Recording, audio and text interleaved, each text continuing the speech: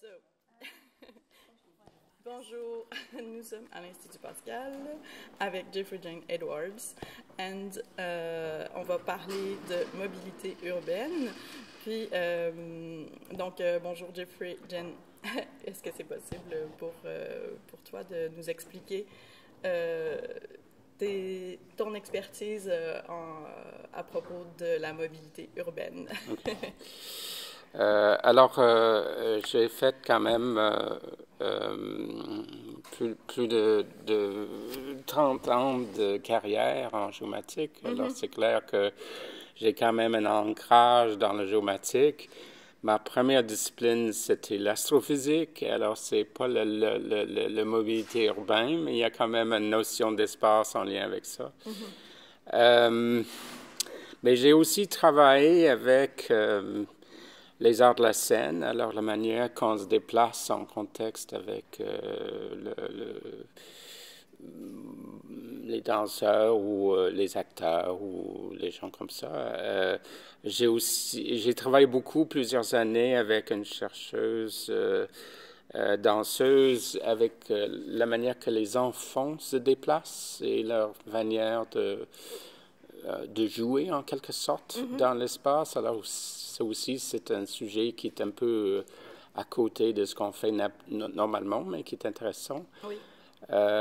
J'ai fait des travaux, j'ai un intérêt pour la mode et j'ai développé des vêtements intelligents en lien avec le déplacement. Alors ça aussi, c'est un sujet avoisinant. Et qu'est-ce qu'il y a d'autre? J'écris la science-fiction, alors ça aussi... Donc, il y a l'aspect du corps qui est un intérêt pour toi, oui, au centre quand oui. même. Ensuite, la littérature, le textile. Oui. Puis, la danse, le mouvement. Est-ce que... J'ai œuvré longtemps en lien avec la cognition spatiale, alors c'est quand même oui. un élément central pour central. moi. Alors, oui. Puis, qu'est-ce que ça apporte à ta pensée, tes réflexions, de travailler en collaboration avec des gens de différentes disciplines? C'est l'essence même de ce que je fais. Je veux dire, quelque part, au début des carrières, on est dans un domaine quelconque et c'est en travaillant avec les autres que ça nous permet d'élargir un peu notre approche. Alors, j'ai fait ça toute ma carrière, de travailler avec des gens, souvent des gens très forts dans différentes disciplines, qui m'a permis à chaque fois d'élargir la portée de ce que je faisais. Là. Alors, c'est le cœur même du travail que j'ai fait depuis toutes ces années-là. Puis, d'un point de vue, d'abord, j'aimerais ça que tu nous expliques qu'est-ce que c'est exactement la cognition spatiale pour des personnes qui ne sauraient pas tout à fait qu'est-ce que c'est. À la base, c'est notre manière de vivre l'espace, je dirais. C'est sûr qu'il y a des modèles ou des approches en lien avec ça, mais à la base, c'est la perception de l'espace, ça fait partie, mais c'est pas uniquement ça. C'est aussi la manière qu'on ressent l'espace et que on raisonne avec l'espace, par exemple. Ça fait partie de la cognition spatiale. Alors, c'est tous les ressources qu'on met en œuvre pour fonctionner dans l'espace, je dirais. OK. Donc, ça ce serait l'aspect plus synthétique. Puis comment tu penses que ça a évolué? Parce que, justement, après 30 ans de carrière, probablement qu'en arrivant dans le domaine, il y avait certaines perceptions, des tendances. Puis, oui, au départ, quand je suis entré dans le domaine, évidemment, pour moi, la cognition spatiale, c'était déjà dans un contexte très multidisciplinaire avec des psychologues. Ici, j'ai travaillé avec des psychologues, des anthropologues, des linguistes, des géomaticiens, des géographes. Alors que c'était déjà très complexe. Et à l'époque, on était intéressé par surtout le lien avec la cartographie. On était très intéressé à la représentation de l'espace. Alors, parce que la cartographie, quelque part, c'est une représentation de l'espace. Oui. Alors, à l'époque, on pensait que ce qu'on trouve dans le système cognitif était en quelque sorte un genre de représentation de l'espace. Mais avec le temps, avec les années, ça a tranquillement commencé à changer. Ça a pris du temps. Il y a encore beaucoup de gens aujourd'hui qui pensent encore en termes d'une représentation mentale de l'espace, mais de plus en plus, les gens pensent en termes d'un ensemble d'éléments qui sont gérés par le système cognitif et qui sont mis en œuvre dans les actions qu'on fait dans le monde. Alors, c'est moins un genre de représentation en tant que telle. Un peu comme j'ai dit, c'est les ressources qu'on met à l'œuvre dans la manière de vivre dans le monde, Oui. plutôt qu'une représentation comme on pensait autrefois. Parce que le mot représentation est souvent associé à l'image, Oui. Visuelle, très graphique ou... par contre, Carte, là, c'est une carte, vraiment, ouais. à la limite... On parlait de cartes cognitives à l'époque. Oui. Moi, ça fait longtemps que j'ai lutte un petit peu contre ces termes-là, parce que c'est pas vraiment une carte. Qu'est-ce que j'allais dire là-dessus? L'autre chose, parce que même dans ma carrière, à un moment donné, quand j'ai commencé à travailler dans le domaine, j'étais un peu orienté sur les aspects plus représentationnels, mais j'ai vite commencé à travailler avec les gens comme les danseurs. Et pour les danseurs, c'est pas les représentations de l'espace qui sont importantes, c'est la manière que le corps fonctionne, le mouvement, la manière qu'on on bouge notre corps et on construit, ou peut-être pas construit, on active des choses en lien avec ce mouvement-là. Oui. Alors, c'est cette approche plus incarnée de comprendre la cognition et de vivre la cognition. Et aussi, évidemment, parce que l'autre chose, c'est qu'au départ, on pensait que la cognition était... c'est un peu comme si la représentation était une chose. Oui. Et le mouvement, c'était une autre chose. Et la pensée était une autre chose. Okay. Mais maintenant, on voit que le mouvement et la pensée sont liés. Oui. Et la cognition spatiale fait un continuum avec tout ça. Alors, il n'y a pas de vase clos entre ces différentes sections. Et quelque part, bouger ses pensées, et c'est aussi construire, ou en tout cas faire vivre sa façon de comprendre le monde. Parce qu'il y a un débat aussi entre est-ce qu'on pense d'abord puis on agit ensuite, ou est-ce que, tu sais, il y avait ces choses-là, mais après, je ne sais pas si ça t'intéresse ou pas. Et c'est parce qu'il y a des études qui démontrent que ce n'est pas le cas. C'est ça, OK. Alors, de ça, j'aimerais comment ça marche, cette chose-là, le processus, en fait, de cognition? Oui, je ne dirais pas que c'est complètement compris, mais, mais par exemple, alors, on donne toujours l'exemple que si je cherche le bouteille avec la main, l'ancienne idée, c'était que je décide de chercher le bouteille avec la main et ensuite je bouge la main. Oui. Le problème avec ça, c'est que avant de bouger la main, avant même de penser à bouger la main, il y a des impulsions dans le corps qui indiquent que le mouvement est déjà installé dans le corps. Alors, c'est comme si, en quelque sorte, j'ai décidé de bouger la main avant même d'en être conscient moi-même que j'avais cette décision. Alors, qui roule qui dans ce contexte-là? Oui, parce que après, dans la représentation du cerveau, on disait le cerveau contrôle tout. C'est comme la machine au-dessus, non, c'est pas, sauf que c'est... Oui, c'est pas ça. C'est plutôt le corps-cerveau combinaison. Puis, d'où est la source de ces choses-là? C'est plutôt quelque chose dans la synthèse ou la mise ensemble de tout ça. Et c'est pas nécessairement contrôleur dans le sens de informatique. C'est pas un chef. Non, non. OK. Puis, plus spécifiquement par rapport à tes projets littéraires, qu'est-ce qui t'intéresse là, en ce moment? Sur quoi tu projettes? En lien avec la mobilité? Oui, en lien avec la mobilité urbaine. Si je fais la science-fiction, alors je tente de projeter vers où les choses vont aller. Et je m'intéresse un peu à... C'est difficile à expliquer exactement, là, mais je m'intéresse à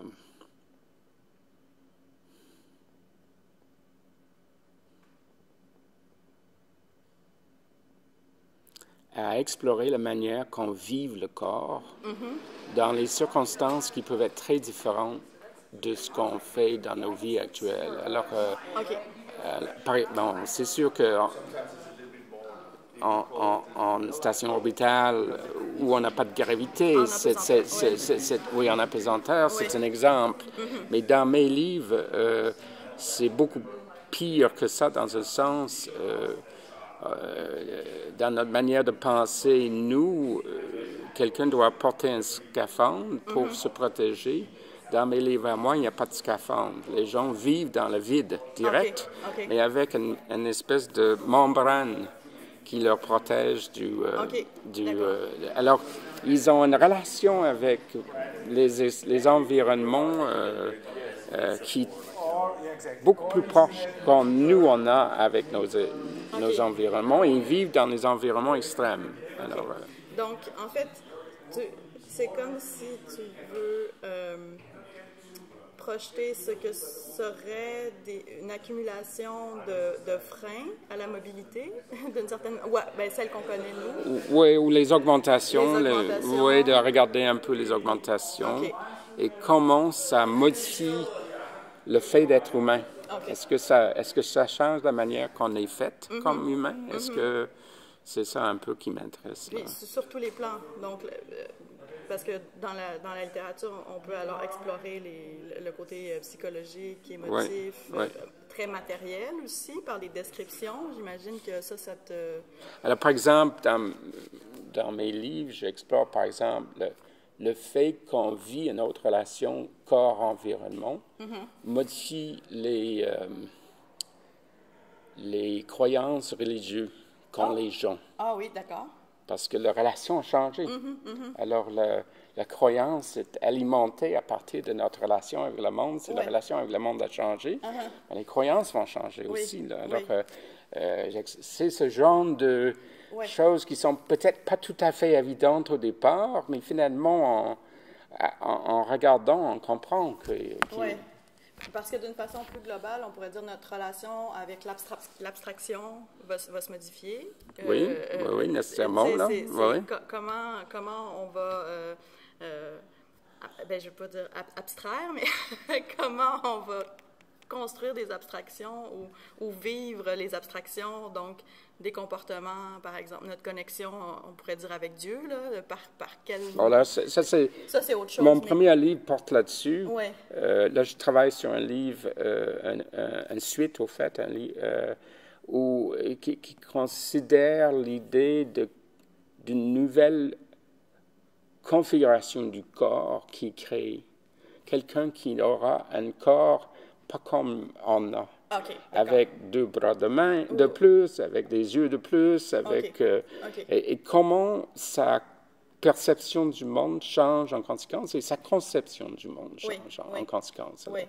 On a déjà fait ce genre de choses en science-fiction, mais on n'a pas nécessairement regardé comment ça change la manière que la personne comprend les choses. Bon, est-ce que c'est pertinent pour aujourd'hui, pour les questions de mobilité?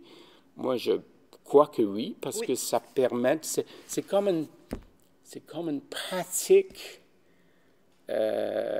ou une méthode de modifier nos façons de penser sur comment la perception se fait. Alors, si on fait ça pour les conditions extrêmement extrêmes, on pourrait peut-être tourner de bord et l'appliquer à des choses beaucoup plus près de la réalité, mais qui nous donnent quand même d'autres perspectives là-dessus. Oui, puis comme c'est de la fiction, on va faire tomber nos barrières, nos blocages personnels, nos préjugés.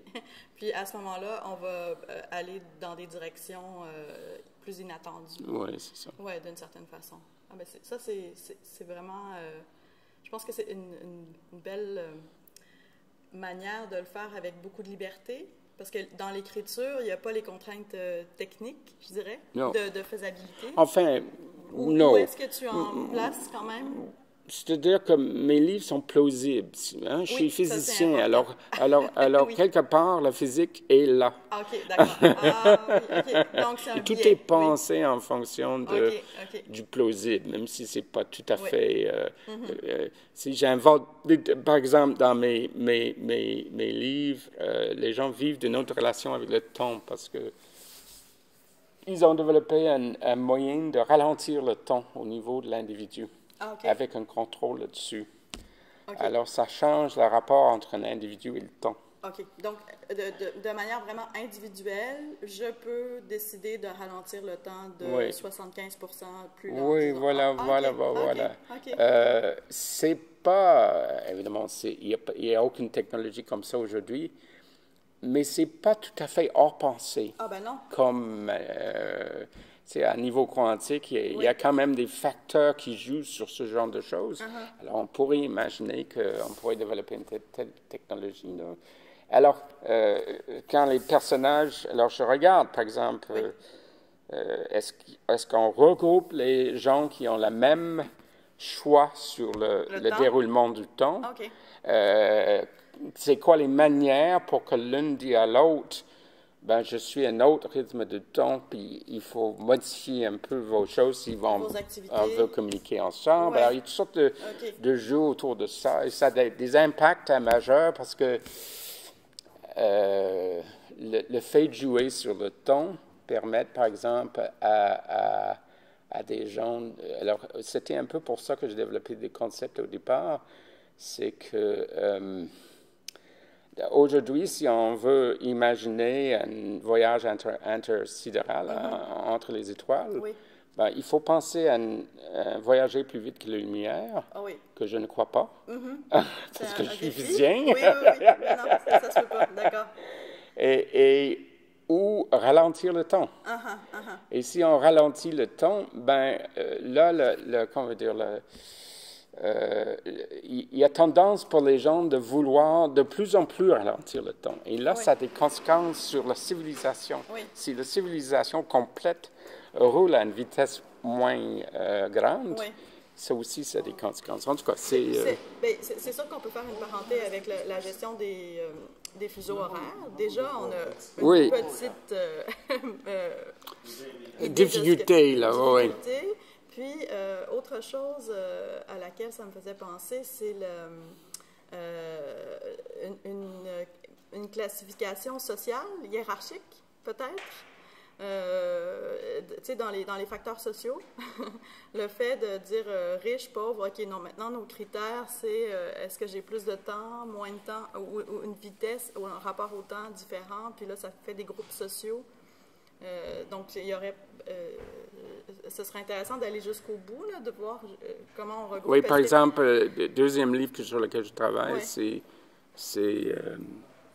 une société planétaire qui vit en temps réel, alors que le reste en l'humanité ne vit plus en temps réel.